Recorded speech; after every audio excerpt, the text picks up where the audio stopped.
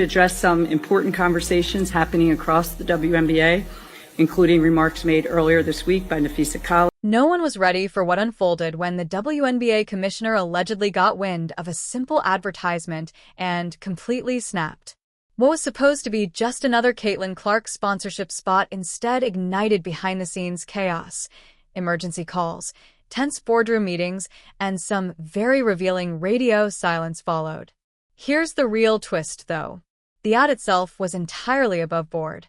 What it truly shattered was pride. Keep watching because the fallout exposes everything the commercial never actually said. One of the moments a lot of people has been waiting on, of course, Caitlin Clark now has her own brand logo with Nike, and everybody's been like, where's the love? Where's the rest of the love been? We've been very critical of Nike on this channel for that. I would have loved to have seen Caitlin Clark say, you know what? I'm going to get away from my agent. I'm going to get away from Nike. I'm going to go with somebody else. Agent and brand representation for shoes and other athletic. Christmas Day was supposed to be untouchable. Not in a spiritual sense, but in the business world, where email notifications go silent, devices stop buzzing, and corporate leaders pretend their year-long disasters have politely agreed to pause for 24 hours. In my statement, but I have the utmost respect for Nafisa and for every single player in our league. They are at the center of everything we do. I was disheartened to hear that some players feel the league and me personally do not care about them or listen to them. And if the players in the W don't feel appreciated and valued by the league, then we have to do better and I have to do better. We know how great these players are on and off the court, how much they mean to our league, our fans, and our communities. If they don't feel that, I will do everything I can to change that.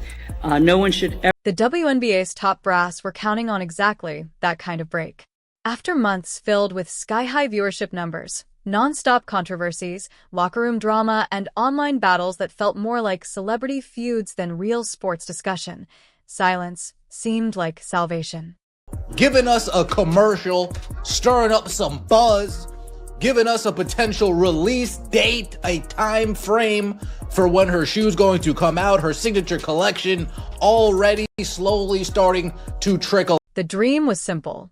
Let the sports media focus on football scores, holiday basketball matchups, and festive clothing disasters instead of women's hoops drama. Then Nike showed up at 10 a.m. sharp and decided tranquility was completely overrated. Today, this is dropped on Christmas. They waited to Christmas. I assume this will probably come out during NBA basketball today. Caitlin Clark's quote from Anywhere Nike ad features Travis Scott and the Kelsey brothers. They are in this ad. We're one step closer to Caitlin Clark's signature shoe unveiling. But before that, the moment has arrived in 2026. Nike has released the first official spot centered around the women's basketball super. This wasn't coming through league channels, team accounts, or any WNBA-controlled platform that could be massaged, softened, or carefully explained. Nike went straight to the public with their own polished, bold, completely unapologetic 30-second statement, featuring Caitlin Clark front and center. Just like that, a calm holiday morning turned into a full-blown crisis at league headquarters. This wasn't a typical shoe ad. It was Nike announcing they were playing by their own rules. First official Nike ad for her merchandise line for the CC logo with all of it dropped, and it is so good. And then they went and dropped a second one. They're both on her Instagram. I'm going to show you some of the first. First of all, it features some heavy hitters. Second of all, the way that it features so many places that were important to Caitlin Clark is just so thoughtful and incredible. Her neighborhood in West Des Moines, the University of Iowa, the Indiana Fever, the New Heights, like everywhere. Why would a single advertisement reportedly send the commissioner into full holiday panic mode? To understand that, you have to grasp how the WNBA has traditionally operated. For years, the league has embraced collective thinking. The organization outweighs any individual. The brand comes first, with equal promotion across the board, at least in theory, because no one athlete is supposed to overshadow the entire operation. It's an approach that sounds principled, stable, and collaborative. It's also an approach that collapses the moment a true superstar enters the picture. Enter Caitlin Clark, swinging a wrecking ball with Nike's logo stamped on it. This commercial went beyond sports marketing. It played like a feature film preview. Winter landscapes, stunning visuals, and cultural weight pouring out of every second. There were guest appearances from people whose personal wealth could buy multiple WNBA teams without a second thought. Sporting Goods giving Caitlin Clark her own part of the website. We've been on Nike's neck as of lately. Dare I say, this actually shows some creativity? Dare I say this Caitlin Clark is proof that you can make it from anywhere is brilliant? Let's take a look. Make it from anywhere, of course. Of course, at face value, anywhere on the court. What was left out spoke just as loudly as what made the final cut. There were 0 prominent league logos and no signal that this was about uplifting women's basketball as a whole. The spotlight landed on one individual, one brand, one vision, one statement. She doesn't operate within the system. She defines it. That's exactly where the alleged fury began to simmer. When your entire role is built around maintaining balance, public image, and authority, watching a major sponsor publicly declare that your approval doesn't matter feels less like marketing and more like outright rebellion. Nike didn't just feature Caitlin Clark. Nike elevated her beyond the league itself. No permission requested, no coordination attempts, no illusion of team collaboration. They hit publish and let social media do the rest. Board members began asking hard questions. In the middle of that chaos, the commissioner realized the landscape had shifted. While everything was being kept perfectly organized behind the scenes, the commercial's specific choices made matters worse. 0 WNBA highlight reels, 0 acknowledgement of league legacy. Shoe is on her way! Yesterday on Christmas, Nike finally dropped a commercial featuring Caitlin Clark and her new Nike logo. Last year, she signed an 8-year deal for $24 million with Nike, which includes a signature shoe. And then we hadn't heard anything about it for forever. Now she's finally getting a commercial showing her shoe is on the way. And while the commercial's not up to like Asia Wilson levels of fun, it's still a cute little commercial featuring shooting her signature logo 3, stating from anywhere, meaning she can shoot from anywhere. And the commercial has cute little Easter egg featuring like her upward team from when she was a kid, her driver from where she used to practice. There were 0 visual cues suggesting this superstar operated within any larger framework. The ad lived entirely in Clark's personal universe. That driveway became a stage. Snowfall set the mood. Distance turned into metaphor. The underlying message couldn't have been clearer. Her influence stretches beyond arenas, organizations, and geographic boundaries. From anywhere wasn't just marketing language, it was a warning. League executives reportedly felt that warning land like a freight train. The unwritten deal had always been simple. Sponsors and leagues move in sync. You elevate our profile, we elevate yours. You sell products, we fill seats. This advertisement shattered that gentleman's agreement outright. Nike made it unmistakably clear their loyalty didn't rest with WNBA institutional branding. The timing only amplified the damage. Remember that equity-focused venture pitched as revolutionary, marketed as the future of the game, and publicly endorsed by the commissioner as the solution for off-season exposure and player pay? Behind closed doors, they allegedly offered Caitlin Clark unprecedented money, minimal time commitment, and the chance to headline another experimental league project. She declined it outright. This one, we have been waiting for Caitlin Clark to make her return to the Kelsey Brothers New Heights podcast. She made her way back and talked about her new sneaker that's going to be dropping. They're going to be better than Jordans, better than Kobe's, all of that. All of that. I can't wait to get mine. I can't wait. But the one thing I'm frustrated with is I think she has the worst marketing team ever. I've never seen a marketing team that allows a player to completely alienate her consumer base. Guys, I didn't watch a shoe commercial. What I watched was Nike still trying to do a diversity commercial. Back then, the narrative suggested she was making a mistake, walking away from a chance to elevate the sport, choosing rest over responsibility. Then Christmas morning arrived, and Nike's commercial erased that entire storyline in 30 seconds. The metrics told a brutal story. Clark's advertisement generated more engagement in 24 hours than the competing league's entire launch strategy produced in total. Not slightly more, exponentially more.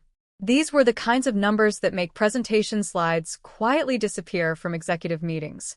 Reality became impossible to ignore. The league hadn't created Caitlin Clark's stardom.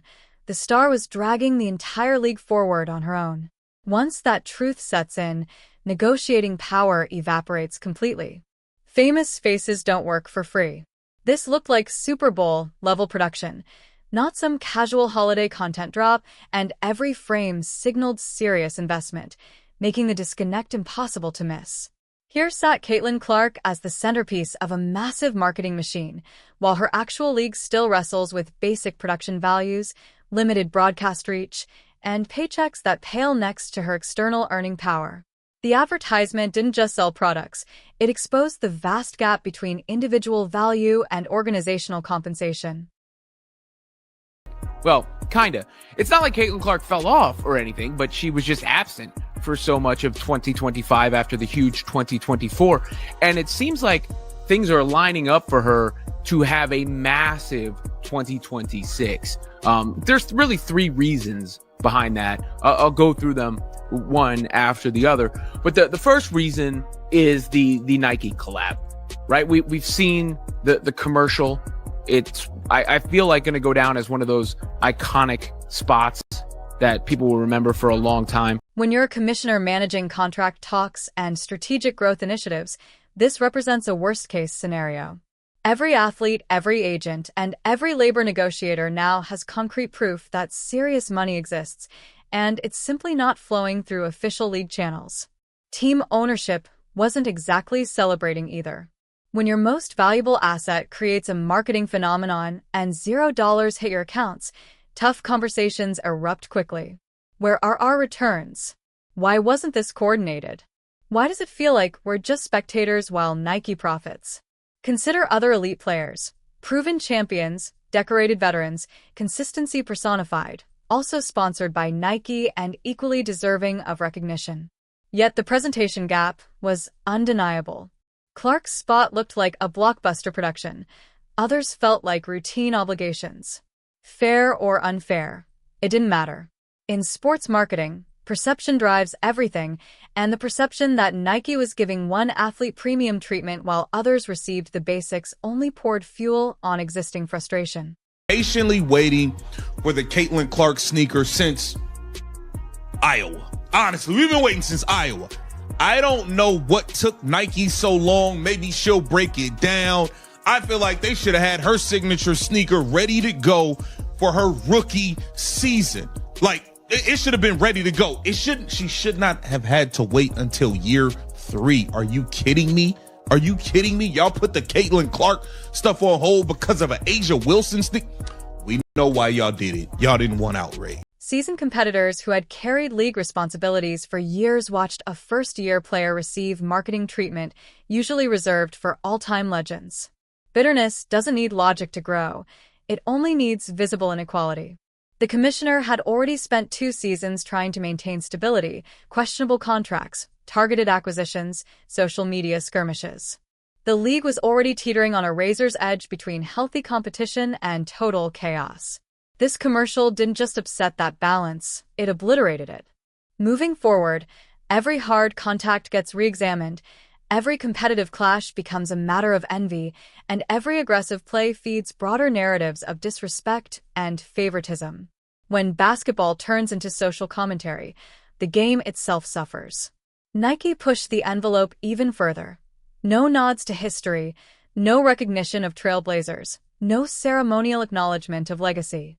The advertisement bypassed tradition entirely, no requests for historical permission, no waiting for establishment approval.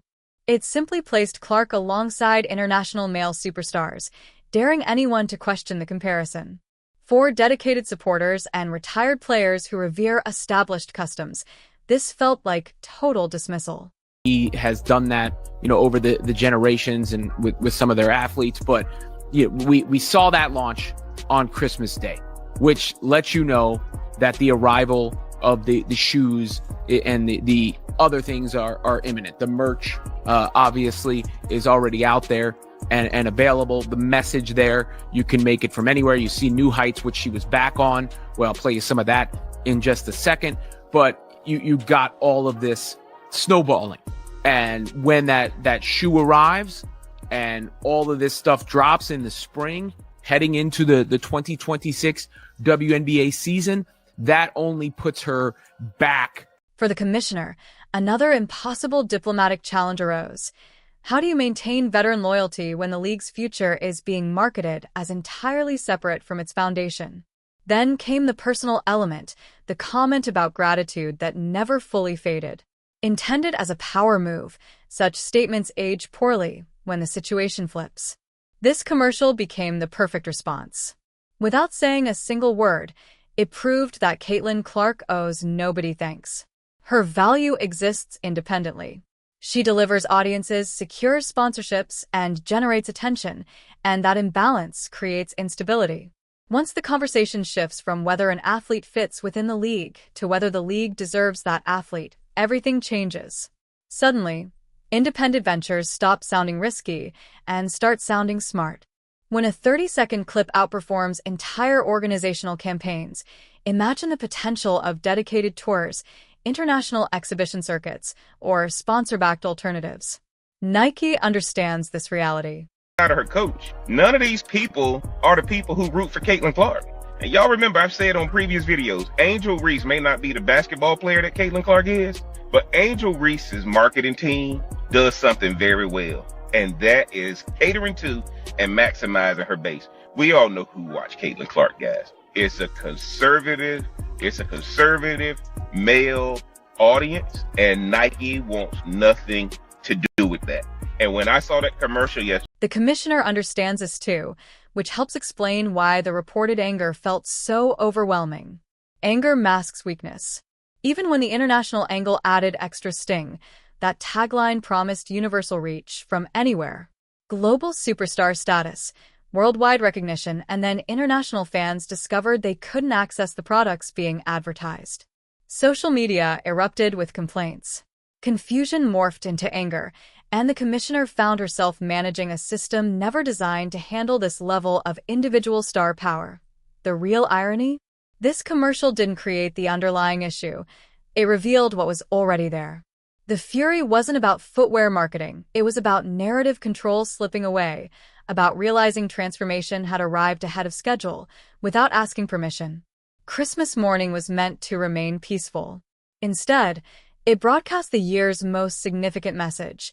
The league can champion collective success indefinitely, but audiences have already chosen their favorite. Once that choice is made, no amount of holiday cheer can reverse it. The harsh reality beneath it all is that the league now follows momentum. Instead of generating it, every decision becomes damage control.